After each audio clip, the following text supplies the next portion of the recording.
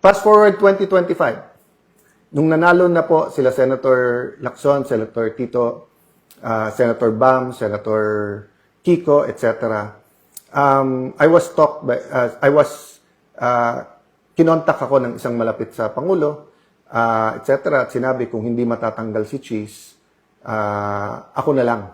No, walang basbas ng Malacanang to, pero ang kausap sila Senator Tito, etc.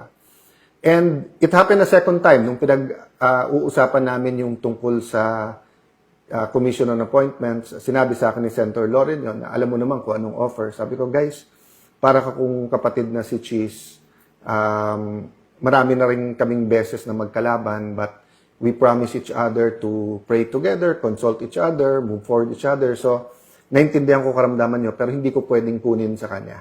I can't do that. No? So, tinanggihan ko ulit. Okay. February 2026, yung ibang mga kasamahan ko, sinabi na, ginamit na yung blue ribbon, may mga pinagtakpan sa majority nila, no?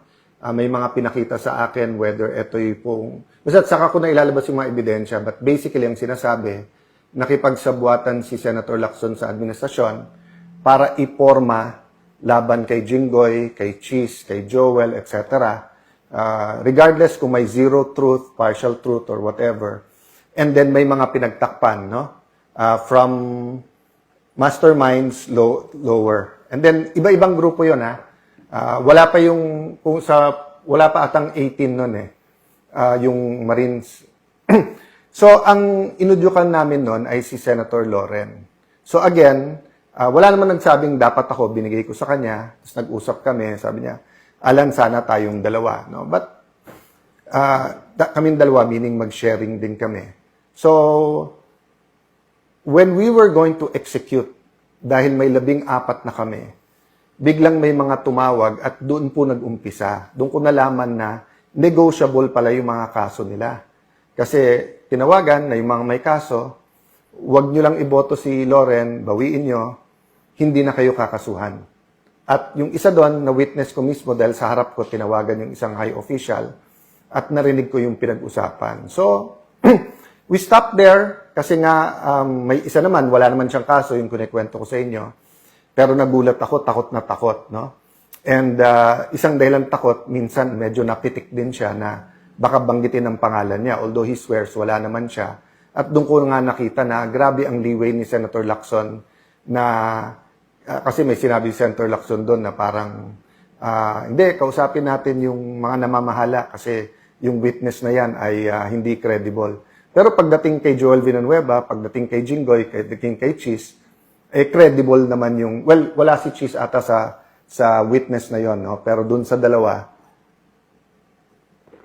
or at least kay Senator Joel yung witness na yung particular witness na yon. So what happened is sometime March, I went to see two people.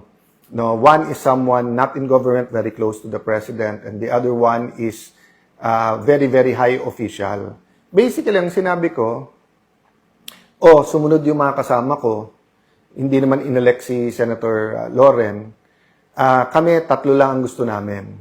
One, tutukan yung ekonomiya ng ating bansa kasi kahit na hindi inaamin ng Malacanang, no? Not exactly in these words, no? But basically, it took some time for Malacanang to admit that there's a crisis. And they didn't create the crisis. The crisis came from the US, Iran, and Israel conflict. No? But it took in denial for the first 2 weeks ang Malacanang. Samantalang every other government in ASEAN, around the world, in Asia, were already, pinoporma na nila yung mga contingency plans. Diba? That's why nga, nag-file ako, pero sinabi nila Senator Tito, SP, wag lagyan ng ilang days yung contingency plan ng Malacanang, and then afterwards yung Protect Committee, ako at mga staff ko nag-draft nun, para nga may pressure sa Malacanang na to deal with the economic. Okay, pangalawa, sinasabi na importante impeachment, and sabi na, hindi namin papangako boto namin, kasi nga, we have to do it sa ebidensya. So, panay ang tanong sa amin, so you will allow na lumabas yung ebidensya? Sabi, of course, that's part of our job. Hindi namin job ay i-convict o kaya i-acquit na mag-a-act kami as prosecutors or as defense lawyers. Ang trabaho namin mag-judge, no? And then, syempre may magtatanong sa Blue Ribbon. Sabi namin, wala kaming specific target except yung katotohanan. Meaning, there has to be a way that the Blue Ribbon will not be used as a tool laban lang sa kalaban ng mga administrasyon, then mapagtakpan yung totoo. Of course, at that time, hindi ko pa alam yung main allegations regarding certain Malacanang personalities and going all the way to the top. Of course, marami ng yung Cabral files, yung by March ba, I think nandun na yung Marines. And then also yung Bersamin files. Basta't marami yan, no?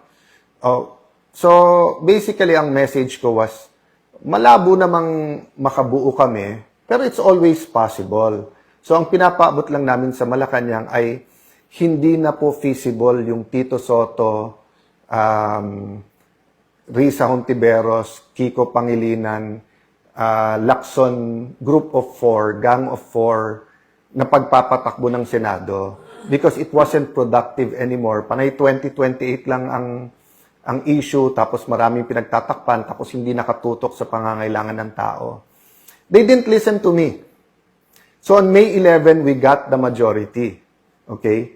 Hindi namin alam na si Senator Soto mismo, si SP, nagpapasok ng mga NBI at mahigit na 20 ahente nakakalat na sa buong Senate. That's never happened before. They've always coordinated, stayed in one place, and then talked kung paano. Parang kay Senator Jinggoy, napakaayos. Actually, it would have been better kung pinayagan nila ako i-escort sa labas. But nakita nyo, maayos. So yung May 11, in hindsight makikita nyo na po mga kababayan na May 11, set up nila yon. May 13, sila naglagay ng full battle gear na mga NBI at mapapatunayan namin, Senate premises po yon. So, ang point ko po, sila yung nanggulo, yung 11 kakampi ang Malacanang, kakampi po ang NBI, tapos pinapalabas, ako at kami ang magulo.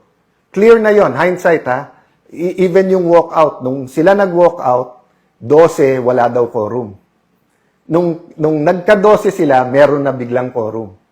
Nung sinabi nila, gusto lang nila magtrabaho. Di ba? Nakita nyo naman po,